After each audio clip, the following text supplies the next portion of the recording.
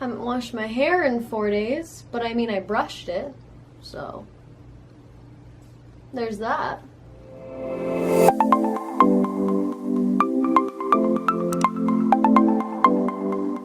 Hello, YouTube community! I have another video, and I still haven't done anything with this attempted backdrop, so we're just gonna act like it looks fine. It looks fine, right? Yeah, okay. So this is going to be more of an informational video. This is going to be 10 reasons why you should not become a hairdresser. I went through school, paid my dues. I'm still technically an apprentice. I haven't written my test yet, or my exam, or whatever you want to call it, to actually become fully licensed. Because while I've been working at salons, I worked at 2, it was completely horrible, and I hated my whole life while I was there. So I'm at a point now where I'm like, no thank you, I'm okay. Wrote down my notes. Sad list. So reason number 1 why you should not become a hairdresser. Well, if you don't like having hair all over your body, I mean, during your entire shift, also when you go home, when I say all over your body, I'm talking like in your bra, in your underwear, all down your legs, like on your face. I would go home, and every time I would take off my clothes, there would be like balls of hair on the floor after. And I don't know about anyone else, but for me, I'm not a fan. Okay? I'm not a fan. Reason number 2, if you want a job that is going to allow you for sure to have a break, this is not for you. Because hello. If you are working in a 6 or 8 hour day, or even sometimes longer, and if you really are thinking like, yeah, I want to eat some lunch today, I'm hungry. If it's busy, girl, you ain't getting no break. You gotta stay out on the floor because we're busy. Reason number 3, if you can't be fake to someone's face, if it is impossible for you to keep a conversation going, even though you either A, not interested in that conversation whatsoever, or B, just really don't care. You have someone sitting with you for, 15, 20 minutes, whatever you're doing, however long. If you can't be fake enough to carry on that conversation, this is not the job for you. Reason number 4, if you don't have a backbone, get out of the business. Because people are going to sit in your chair and drag you down as much as they can. Everyone's always got to be right. They've always got to make their opinions known. If they don't like something, they're going to tell you. And if you've done that to the best of your ability, you got to be able to stand there and say, look, dude, okay, I've done what I wanted to do and what you asked me to do. And I'm not doing anything else. So you can leave now. Thank you. Goodbye. Reason number 5, the equipment itself that you need to be a hairdresser, unless you work at a salon or barbershop, wherever, that actually lets you use, its own equipment, or you have equipment given to you at that place of work, you gotta buy your own. Yeah, I know. Reason number 6, it takes forever to actually get licensed. Like I said, I went through school. I was in school for 2 and a bit years. What I didn't realize before going into school is that after you're done school, you also have to do 2,000 hours of an apprenticeship.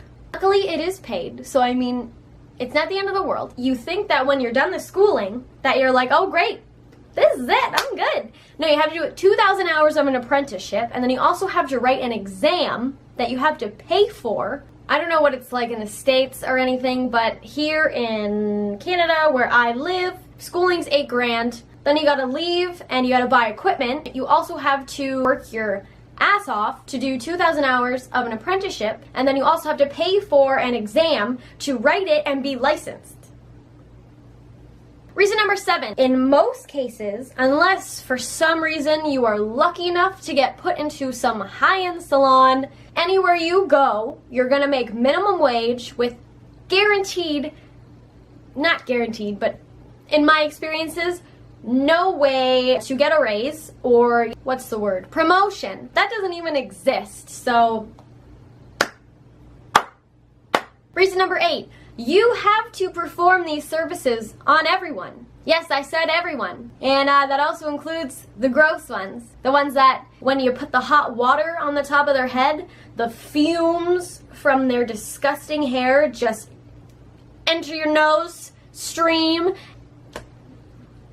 You can't do anything about it because you can't refuse it. Just because they're dirty doesn't mean you don't have to touch them. The stories I could tell. The stories. Leave a comment below if you want to hear some of those stories. Reason number 9. I don't know how many times I have cut my knuckles cutting someone's hair. I've lost count at this point. I don't even know how to explain it. I'll just give you a visual. So you have your scissors, right? Okay. When you're cutting someone's hair, and sometimes you take too big of a chunk, sometimes it's honestly on us. It's not on, it is all on us. No one else is cutting our knuckles. I don't know why I said that. You cut just a little bit too far and you snip it, and oh my god. It's not even that it hurts that much. It's just trying to do a haircut for the rest of the day while you have a band-aid there is annoying. And also too, while you're cutting someone's hair, because if you've ever had a paper cut or you've cut your hand somehow, you know how much it bleeds. And trying to stand there and cut someone's hair and you realize that you've got a hand full of blood and you didn't even know. You can't do anything about it. You can't. And the last, number 10, there's this thing called hair splinters. Usually happens when you're doing a men's haircut because those little buzzed off hairs get stuck right in your skin. They can actually grow inside of your skin. If you didn't know, look it up. And it hurts so bad. It's honestly even worse than getting a wood splinter. It is the most painful thing. And since the hairs are literally like microscopic, you have to dig in with your tweezers to pull it out. You know what? When you go home with a body full of hair, you gotta dig in to places and things that are uncomfortable. I'm not saying I've ever had to, but I know some people that have. And the stories I have heard. Oh, Lord help us. If anyone is seriously considering going into the hairstyling industry, please watch this video because I feel like it might enlighten you. To me, when I was going into school, I thought it was going to be amazing. I was so pumped. School was actually fantastic. I loved being in school, loved all the girls I was in school with, still friends with some of them to this day. As soon as you get into the industry, you realize it's not all that it seemed to be, you know, cracked out to be. If I had a video like this to watch before making my decision, I probably would have gone another way. So, yeah. Thank you guys so much for watching. If you did like this video, please remember to give it a thumbs up. And of course, don't forget to subscribe, and I will see you in the next video. Mwah.